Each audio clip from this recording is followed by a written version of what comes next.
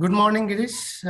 My name is Debjit Paul, and I'm the Global Technology Advisory Head for Business Excellence in Tech Mahindra. Glad to have you today. So I have Debjit also with me, who's the Head of Digital and Technology Advisory for Business Consulting in Tech Mahindra. So, quickly, setting the context, I think, over the past few years, the manufacturing industry has been going through several challenges.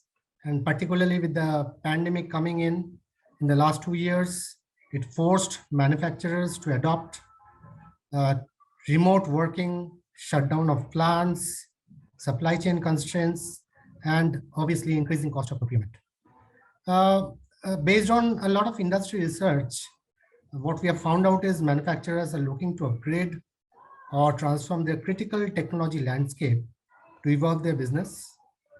The leading analysts forecast that in 2023 and beyond, they are sharpening their ERP strategies to weather the ongoing and the anticipated economic and business uncertainties.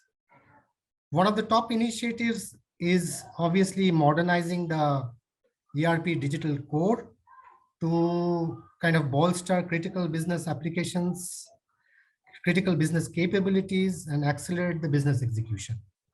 This includes more robust systems, data integrations across platforms, and therefore a shift to more manageable, modern, cloud composable ERP solutions. So with this context, Girish, what is your thought around the role the new age ERP would play in the manufacturing industry going forward? Good question. First of all, thank you so much for having me here, Abhijit. It's a pleasure. And then before I put my thoughts on your question, that what is the role that I think the new ERP age will play for manufacturers like us at PIAB, I just want to reflect upon what you said, that we have been during the pandemic and last 2-3 years gone through various challenges, and that's why I see that this period can be a opportunistic period for us, or a bit more, I would say, bearish period for us, based on the industry or based on the leadership and management style that we bring on the table. Because we know, with war going on, with inflation rates, with supply chain constraints, with pandemic rounds and so on, the industry growth, at least in our industry, is not there, the double-digit growth and so on that we have been seeing. And if we have, let's say, reached a plateau for a couple of years, as I said, should we take this as an opportunity to invest, or should we take this as a bearish sign and trying to save? So of course, the cost savings, cost cutting initiatives have to be brought in. But if we use those costs to invest now, and when we come out of, let's say, this recession period or this slump or slowdown or plateau period, we can come out with flying colors. And then when you come back to like changing ERPs and so on, that's big programs impacting every single individual in the company, every single operation and every single domain. And when do you want to do that? There is no right time to do it. And that's why probably it is not advisable to do that when the market is really bullish, when we are growing double digits and so on. But rather, when we are in a plateau, it's good to take a step back, do cost cuttings, put that into investment so that we can come out of this slump with flying colors. At least that's the take that PIAB is taking, and our management and board is taking. And then coming back to your question about the role that I see, the way I see it, because we are in the middle of this ERP transformation ourselves. We are transforming from one ERP, which we have been using for more than about 2 decades, into a new one. And the way I see is that it will be 3 roles at 3 different levels. The first one being the consolidation that it will help us, the future ERP will help us to do. And when I say consolidation, that doesn't mean a wall-to-wall, end-to-end. It can be consolidation of the ecosystem that we want to live in. And that ecosystem, at least for us, is the best of breed. So we have an M&A strategy, which is very aggressive. We have business processes, which is sustaining different business models within our different divisions, for example. So it might be best of the breed, it might be a set of ecosystem, but still the modern ERP solutions that we are looking for should bring in that consolidation for us. And we see this first step as consolidation to be ticket to play. So we just need to get this done to have the cost controls and to give us the growth that we want. Then the other role that I think this new ERP should bring us also is the control and grip that we can have on our operations. Making data-driven decisions, having better productivity, the visibility, one view of our business to really give that grip and control that we need in order to really win. So after having the ticket to play, how do we then make sure that we are prepared to win? And then lastly, which I think is also very important for ERP for us, or the future ERP for us to play, is the accelerate and the grow area, bringing in more modern architecture, more modern technology, so that we can integrate, let's say, our ERP supply chain into mobile apps. We can integrate our product development, IoT services into our supply chains, for example. So deeper integration with IoT, with digital, we think that the ERP should act as a catalyst towards innovation, which can also grow and accelerate our future journey rather than just being the backbone traditional ERP, which is taking care of your operations today. So we are really betting big and seeing how ERP can play roles in all these three areas, which I just mentioned.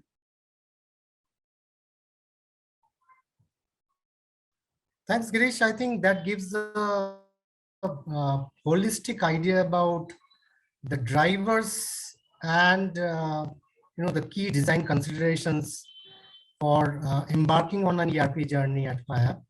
I think it kind of preempts a lot of points that I was going to ask you in a subsequent question.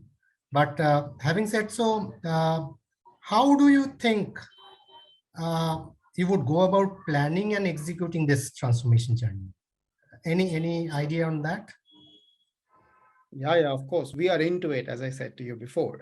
So we have already thought about it, and we are in that journey already. And we took a little unorthodox approach, is what I would say, because we did not go for 2B processes or industry best practices, and one can always argue good or bad. But the first step from our side was to actually document our as is. We really lacked that as well. So what we said was that we documented, and we spent quite a lot of time together with our partners and with our internal business units to document what are we doing today, and then passing on our as-is processes to the best practices vendors, the ERP vendors out there who can evaluate and come back and challenge us that which are the areas where we really need to improve, where the best practices are not being used, and so on. So we took some calculated business risk with our experience there, and we documented as is, and we asked others to come and challenge us, and then we evaluated based on those presentations which came back, and updates and assessments that came back to us, to develop a hypothesis that, okay, we think and we believe, depending upon, as I said, the calculated business risk with experience, that this is a hypothesis that we believe we can go ahead with. And then right now where we are is we are trying to prove that hypothesis, that yes, it will work.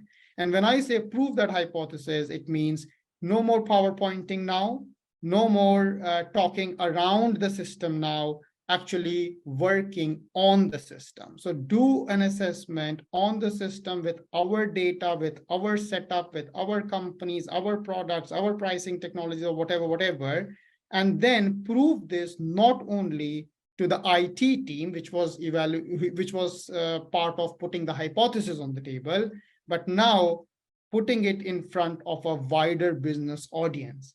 So map the processes on the system, include a wider audience, have the references in the plan, and then create a detailed release and business case. before, of course, you take it up for approval. So a bit, you can say it's almost similar to others, but a bit unorthodox to start with.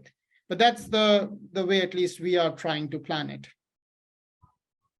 Excellent, Girish. I think that gives a good amount of insights about how you're planning to adopt this transformation journey.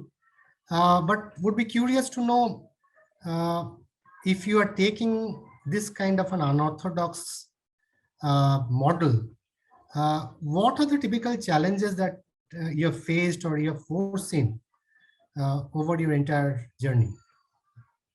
Exactly, and Notable one that you would like to highlight? exactly. In one word, if I have to say challenges, I would say way too many. But of course, we tackle them as we go along. But I think if I have to highlight a few, one of them would, of course, be the global template design within an ecosystem. So we are talking about a global design, but we are talking about an ecosystem with best of breed solutions. And that is a bit challenging as a concept, and then also to actually make it happen as a ground reality. We need a lot of process champions. We call them process gladiators at the group level and process Spartans at the region level. And we chose those names purposefully to really have that conflict, so to say, so that the best emerges out, so to say. So I think those business process champions and having this global template is one thing. The other challenge is the business continuity. As I said, that we have had an ERP 20 years old. That means, of course, it was highly customized, but it was highly automated as well. So how do we make sure that the business continuity is in place? And we are talking about global rollouts with more than 40 countries in more than 26 legal entities all across and so on. So how do we ensure business continuity with controlled costs?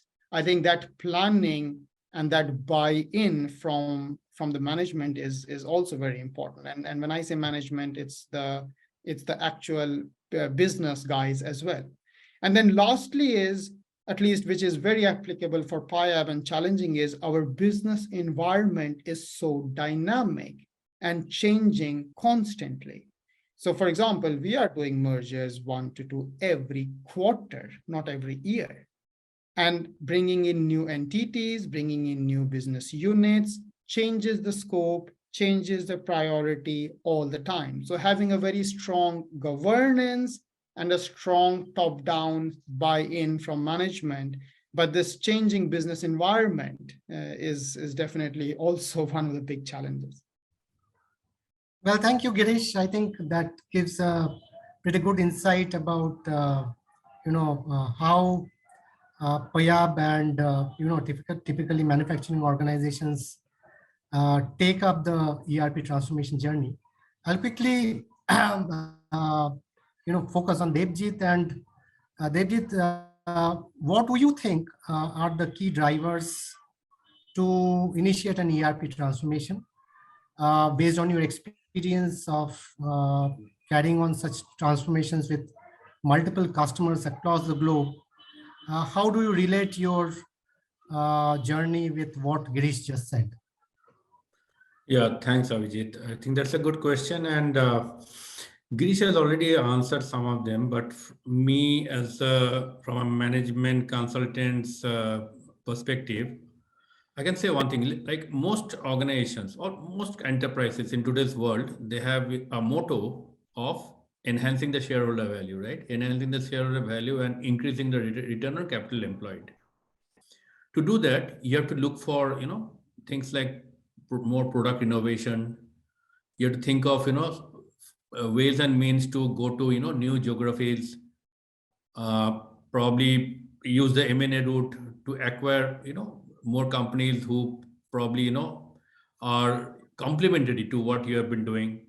You'll be thinking of some digital innovation, product innovation, as I said, which is more on the revenue enhancement, how to, enhance my revenue. Another area is, of course, you have to optimize your cost. That is more on the IT cost optimization. So whether you are thinking of a revenue enhancement or an IT cost optimization, the areas which you will have to address are your technology landscape. That is your as-is technology and your to-be technology. When I say technology landscape, It's all around your technical architecture, your applications, your business processes, whatever systems you've been using. And when I talk about applications, the primary applications which a manufacturing company or most of the other firms have been using is a ERP, an enterprise resource planning tool or a system. So when a CIO or a CXO is thinking of two aspects, revenue, enhance my revenue and optimize my cost, he has to go back and look at his technology landscape and into various factors pertaining to, application modernization, architecture rehauling, and that will actually set up the process to finally optimize your cost. And one of the critical areas is, the business processes, because I've been telling in some of the other IT forums that an ERP is not about an application implementation. An ERP is actually connecting your different departments, your different businesses, so that they talk to each other. Your ERP is about your end-to-end process, be it a manufacturing, your finance, your human resources, your payroll, bringing all in one. So it's more to do about how you operate your business process, which is the first critical factor, which even Girish has rightly pointed out. So to put that all these aspects in one place, we have to look at your ERP. The client has to look at his ERP. And when he looks at his ERP, he has to take stock of what is my existing ERP, how much does it cater to my as is and my to be processes which I'm running now, and with my vision for growth over the next 2, 3, 5 years down the line, what will change? What type of product innovation, what type of digital innovations I bring to the table. And for those innovation, new products, new geographies, new companies I acquire, are my processes aligned? Are my IT systems aligned? Are my IT applications aligned? Once I do that, then you will have to have us take a serious look at your ERP. And if you have an existing ERP, of course, most of the organizations do, you'll have to check whether it's good enough, or do I have to upgrade or move to some other ERP? Or if I have, multiple ERPs across my different, subsidiary, different businesses, do I have to consolidate and move to one ERP strategy, or do I have to have a more robust, integration layer so that all these ERPs, they talk to each other? So imperative, just to for an ERP implementation, Abhijit, just to reiterate, is primarily driven top down from your shareholder value, return on capital employed, come down to the product innovation, digital innovation. There you come your revenue enhancement, IT cost optimization, and then it is left all to the CIO, like Girish and other CIOs in the we speak with, but you will have to have your technology landscape in place, and to have your technology landscape in place in proper shape, you have to look at your current ERP and see if you have to migrate out, consolidate, or move to some other ERP. Yeah.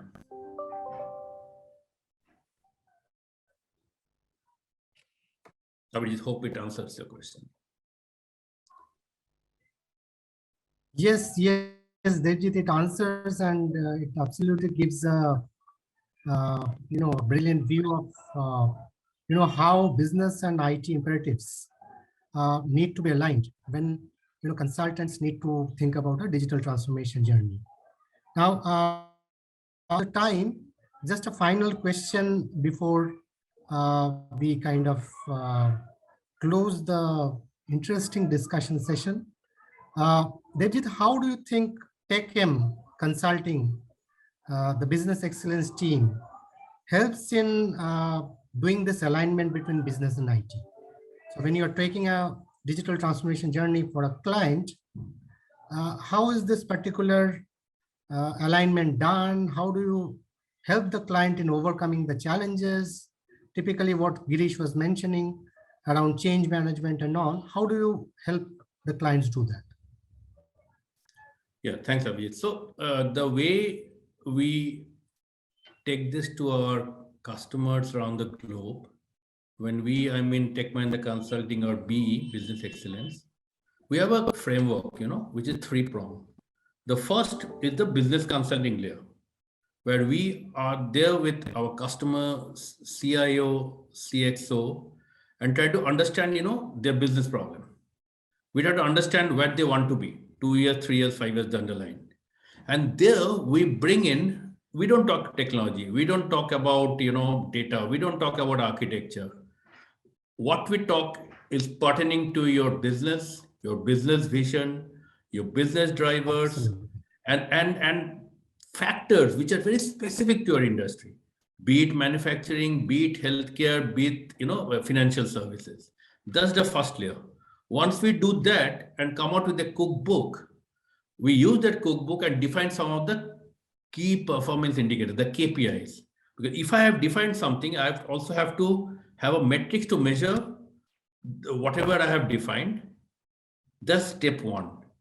Step two, I take inputs from the business consulting exercise, which I have done for my customer CIO, and do what we call a technology strategy, which will be all around, as I was saying some time back, all around your ERP, your CRM, your application, your data, your architecture, your processes, IT processes.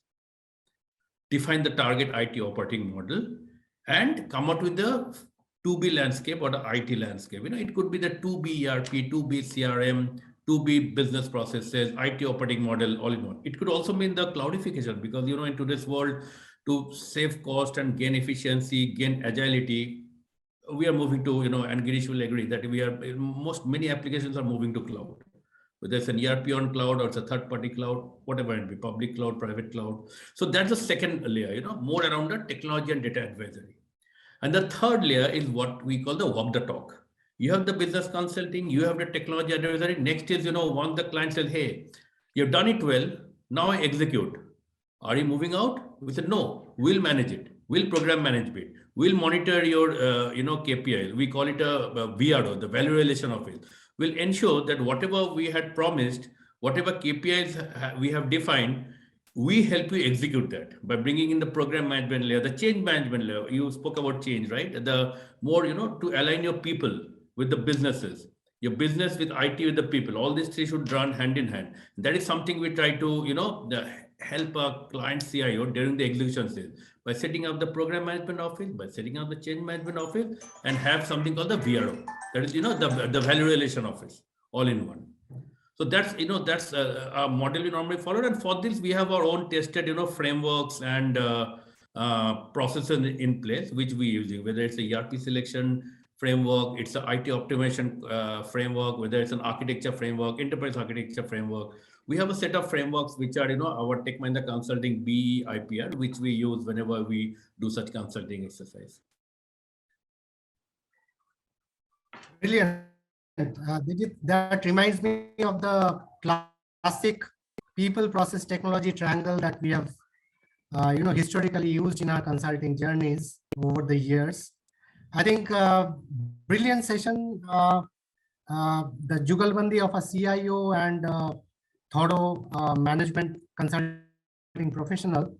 I think it gives a lot of insights to how ERP transformation or larger digital transformation journeys should be taken up by organizations. And thanks Girish for your valuable time. Thanks Debjit. Akshay, over to you for your closing statements, please. Thanks everyone. It was a very insightful session. We look forward to chapter 3, and thanks Girish for gracing our BE exchange. It's a very valuable initiative that we have sort of taken through different organizations, and thanks for adding the value within it. No worries, my pleasure, and all the best. Thank you, team.